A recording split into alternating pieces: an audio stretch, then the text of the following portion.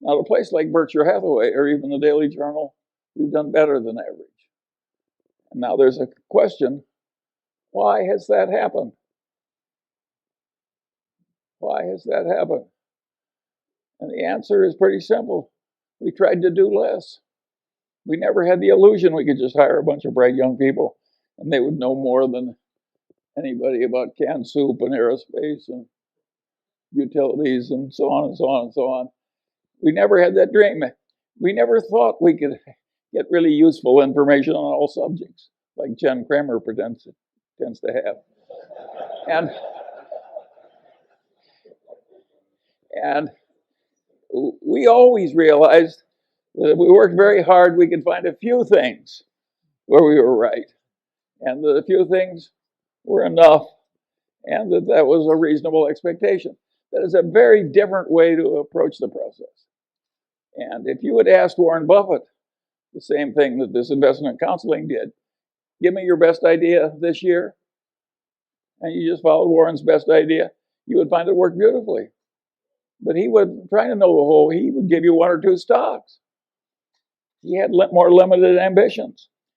I had a grandfather who was very useful to me, my mother's grandfather, and he was a pioneer, and he came out to Iowa with no money but youth and health, and took it away from the Indians.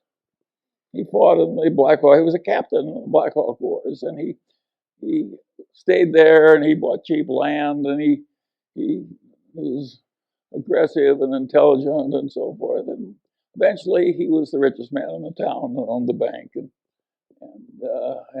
highly regarded in a huge family and a very happy life. And he had the attitude, having come out to Iowa when the land was not much more than $1 an acre, and having stayed there until that black topsoil created a modern, rich civilization and some of the best land in the world. His attitude was that in a favored life like his, when you were located in the right place, you just got a few opportunities if you lived to be about 90. And the trick in coming out well was seizing the few opportunities that were your fair share that came along when they did. And he told that story over and over again to the grandchildren who hung around him all summer. And my mother, who had no interest in money, remembered the story and told it to me. But I'm not my mother's natural imitator. And I knew Grandpa Hingham was right. And so I always knew from the very first, when I was a little boy, that the opportunities that were important that were going to come to me were few, and that the trick was to prepare myself for seizing the few that came. This is not the attitude they have at a big investment counseling thing. They think if they study a million things, they can know a million things. And of course, the result is almost nobody can outperform an index.